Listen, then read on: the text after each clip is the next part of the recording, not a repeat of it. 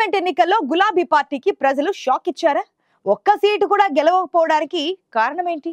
BRS ఓట్లు బీజేపీకి బదిలీ అయ్యాయా? కేసీఆర్ రోడ్ షోలను ప్రజలు విశ్వసించలేదా? పార్లమెంట్ ఎన్నికల ఫలితాలపై బీఆర్ఎస్ పార్టీలో పోస్ట్ మార్టం జరుగుతుందా?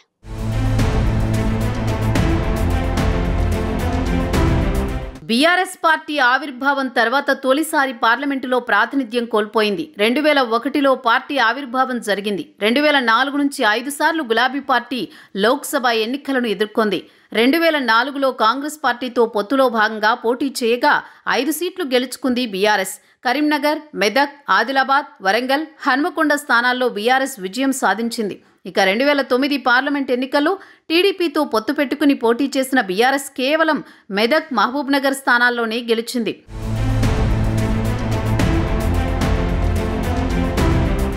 రాష్ట్ర విభజన తర్వాత జరిగిన 2014 లోక్సభ ఎన్నికల్లో తెలంగాణలోని 17 స్థానాల్లో బీఆర్ఎస్ 11 స్థానాలను గెలుచుకుంది. రాష్ట్రంలో అధికారంలోకి వచ్చింది. 2018 అసెంబ్లీ ఎన్నికల్లో బీఆర్ఎస్ రెండవసారి అధికారంలోకి వచ్చింది. 2019 లోక్సభ ఎన్నికల్లో బీఆర్ఎస్ 16 ఎంపీ సీట్లు టార్గెట్గా ఎన్నికలకు వెళ్లింది. కానీ 9 సీట్లకే పరిమితమైంది. బీజేపీ 4, కాంగ్రెస్ 3 సీట్లు గెలవడంతో గులాబీ పార్టీ సింగిల్ డిజిట్కే పరిమితమైంది. ఇక 2023 అసెంబ్లీ ఎన్నికల్లో బీఆర్ఎస్ పార్టీ 39 అసెంబ్లీ స్థానాలే గెలవడంతో ప్రధాన ప్రతిపక్ష స్థానానికి పరిమితమైంది.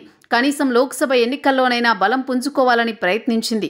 అయితే 17 స్థానాల్లో పోటీ చేసిన ఒక్క సీటు కూడా గెలవలేకపోయింది.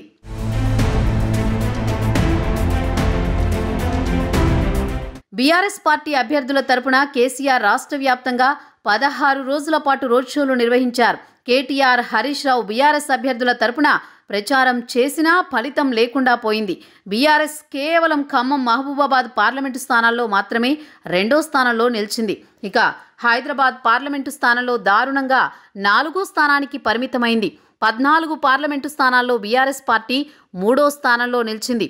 ఆదిలాబాద్, భువనగిరి, చేవెళ్ల, కరీంనగర్, మహబూబ్ నగర్, మల్కాజ్గిరి, మెదక్, నాగర్ కర్నూల్, నల్గొండ, పెద్దపల్లి, నిజామాబాద్, సికింద్రాబాద్, వరంగల్, జహీరాబాద్ లోక్సభ స్థానాల్లో బీఆర్ఎస్ 3వ స్థానానికి పరిమితమైంది.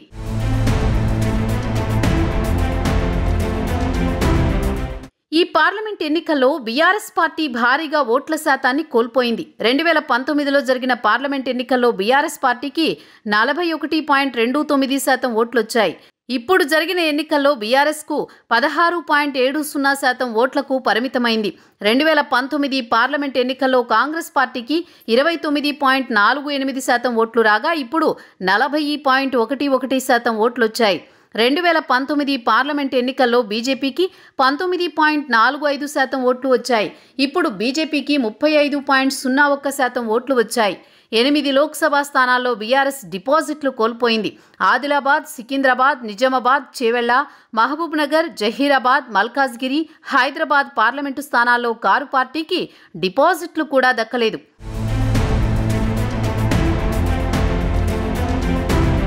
అసెంబ్లీ ఎన్నికల్లో బీఆర్ఎస్ అధికారం కోల్పోయింది. దీంతో పార్లమెంట్ ఎన్నికల్లో గెలిచి సత్తా చాటాలని భావించింది. కానీ తీరా సీన్ రివర్స్ అయింది. తాము ఖచ్చితంగా గెలుస్తామని అనుకున్న మెదక్ పార్లమెంటు స్థానంలో కూడా 3వ స్థానానికే పరిమితం కావడంతో గులాబీ పార్టీలో పోస్ట్ మార్టం జరుగుతోంది. కనీసం 3-4 పార్లమెంటు స్థానాల్లో విజయం సాధిస్తామని బీఆర్ఎస్ లెక్కలు వేసింది. కానీ ఒక్క సీటు రాలేదు. రాష్ట్రంలో అధికారంలో ఉన్న కాంగ్రెస్ పార్టీపై కోపంతో బీఆర్ఎస్ పార్టీ ఓట్లు క్షేత్రస్థాయిలో బీజేపీకి బదిలీ అయినట్లు చర్చ జరుగుతోంది. బీఆర్ఎస్ మెజారిటీ నియోజకవర్గాల్లో 3వ స్థానంలో ఉండడానికి ఇదే ప్రధాన కారణంగా పొలిటికల్ సర్కిల్స్లో టాక్ నడుస్తోంది.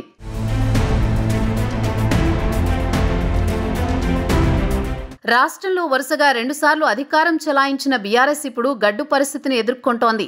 అసెంబ్లీ ఎన్నికల్లో ఓటమి, పార్లమెంట్ ఎన్నికల్లో ఒక్క స్థానం దక్కకపోవడంతో గులాబీ క్యాడర్ నైరాస్యంలో మునిగిపోయింది. ప్రజలు ఇచ్చిన షాక్ నుంచి బీఆర్ఎస్ కోలుకుంటుందా? మళ్లీ పూర్వ వైభవం సాధిస్తుందో లేదో చూడాలి.